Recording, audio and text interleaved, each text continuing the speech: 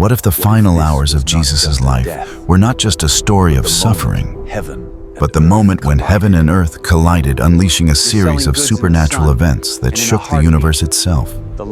For centuries, his death has been remembered as the symbol of ultimate love and sacrifice. But hidden in the Gospels are strange details, signs so extraordinary that even hardened Roman soldiers trembled in fear. This was no passing cloud. It was no coincidence that the sun went dark at midday.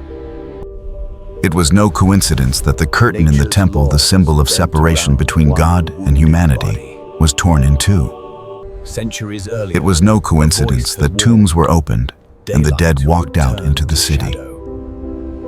These events are not just religious embellishments. They are signals. They are the language of heaven spoken to humankind.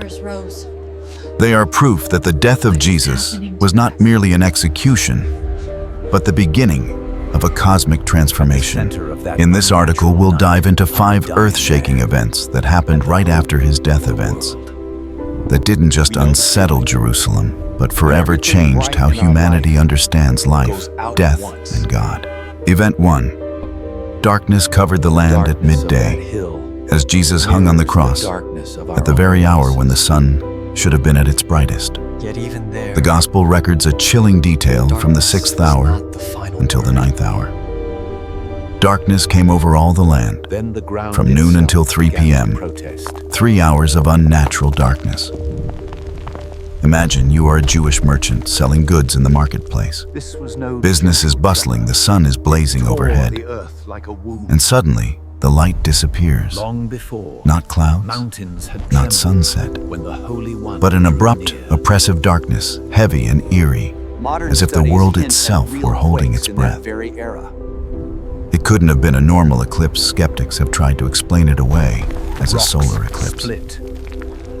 But astronomy and modern science confirm a solar eclipse can't last 3 hours. A solar eclipse cannot occur during a full moon, and Passover always takes place during a full moon. That means this was not a normal natural phenomenon. Darkness, the sign of cosmic grief. In Scripture, darkness often symbolizes judgment, mourning, spiritual anguish. The prophet Amos had once written, "In that day declares the Lord, I will make the sun go down at noon and darken the earth in broad daylight." Amos 8:9.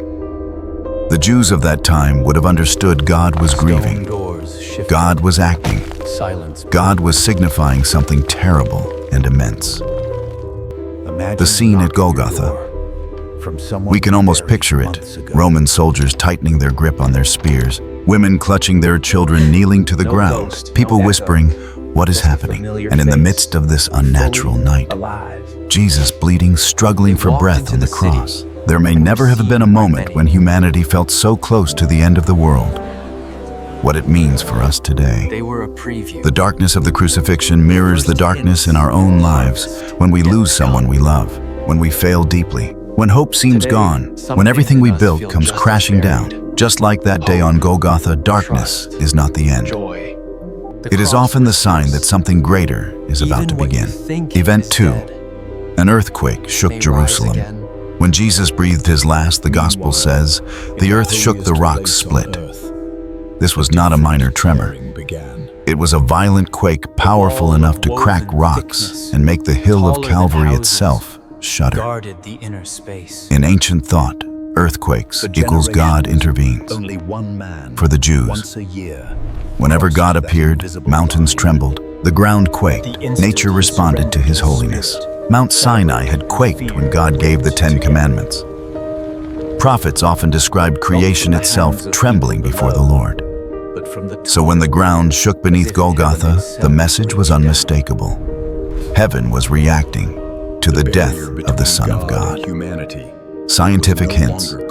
Modern seismologists studying sediment layers around the Dead Sea have found evidence of significant seismic activity in the region around the year 3033 AD. Science may be able to explain how an earthquake happens, but it cannot fully explain why it occurred at that exact fateful moment. Earth-shaking, hearts unmoved. One of the most haunting images is this rock split. The earth trembled, But many human hearts remained as hard as stone. Nature bowed. But people turned away. That is the paradox of the cross, a spiritual earthquake. In our own spiritual lives, earthquakes occur when old habits are shattered, our false securities collapse, uncomfortable truths shake us awake.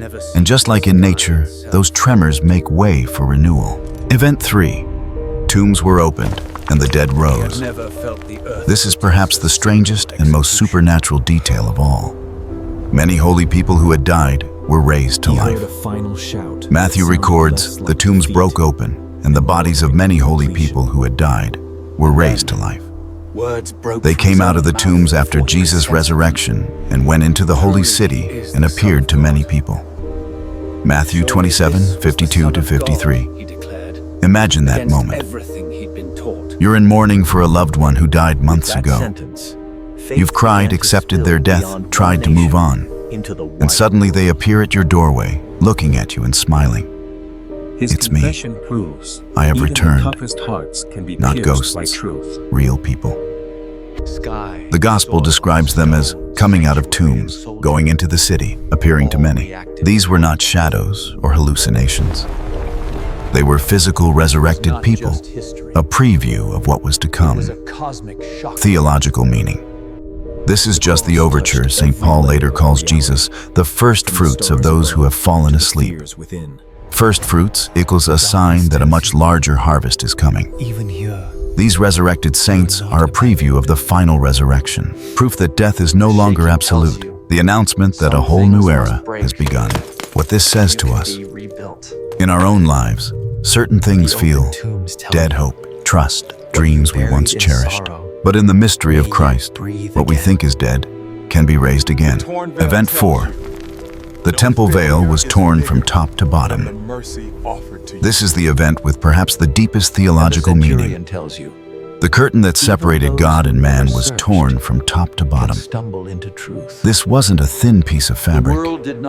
It was about 18 meters, 60 feet high, up to 10 centimeters, 4 inches thick, so heavy that even 20 men would struggle to move it. This veil symbolized the separation between sinful humanity and the holy God, a barrier no ordinary person could cross, the fear and distance between heaven and earth.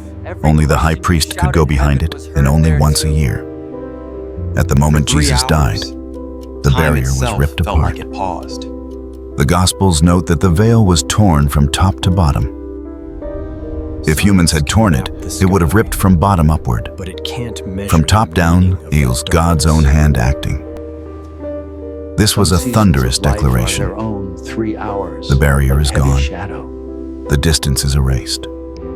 Humanity can now come to me directly. From that moment on, no more need for animal sacrifices, elaborate priestly rituals, a select elite who alone could approach God.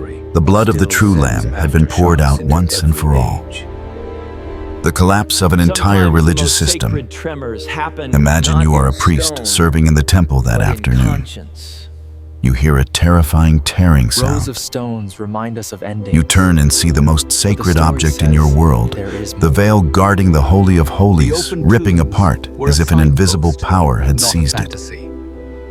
In that instant, the entire old religious framework, the whole sacrificial system collapsed. Not destroyed as in useless, but fulfilled. All the rituals and symbols were pointing toward this moment. Event 5. A Roman centurion confesses the Son of God. In all of human history, few confessions are as powerful as this one. Surely this man was the Son of God. And it did not come from a disciple, a clergy member, an angel, but from a Roman centurion. Who was this centurion? He was a commander of about 100 soldiers. He had overseen many executions. He was desensitized to blood, pain, religious language. He was a pagan loyal to Rome. He lived in a world where Caesar was called son of the gods. Yet on this day, as he stood beneath the cross, amid the unnatural darkness, the quaking earth, the split rocks, the final cry of Jesus, and the strange peace that followed, something in his heart cracked open. The moment he couldn't hold back the truth, he didn't just say, "This man is innocent." He said this man was the Son of God, a statement that the Jewish council considered blasphemy, a claim politically dangerous in the Roman Empire, a confession that crossed all cultural and religious boundaries. Yet he said it, because at that moment, he could not do otherwise. His words mark the beginning of faith among the Gentiles, show that the cross can pierce even the hardest heart and open the way for the gospel to spread to all nations. A death that shook heaven and earth. After contemplating these 5 signs, the darkness at midday, the earthquake, the opened tombs and risen saints, the torn temple veil, the confession of the Roman centurion, we can see clearly. The death of Jesus was not merely a historical tragedy, it was a cosmic event. It touched the sky, the ground, the temple, the graves, and the deepest parts of the human heart. There was no place, no realm, no soul unaffected by that cross. What does the cross say to us today? The darkness tells us God is present, even in our deepest pain. The earthquake tells us God shakes us not to destroy, but to renew. The open tombs tell us no loss is final in His hands. The torn veil tells us no sin is greater than His mercy. The centurion's words tell us anyone can find the truth, even those who never went looking for it. And above all, when Jesus died, the world did not go on as before. It was changed forever. It shook heaven and earth for you.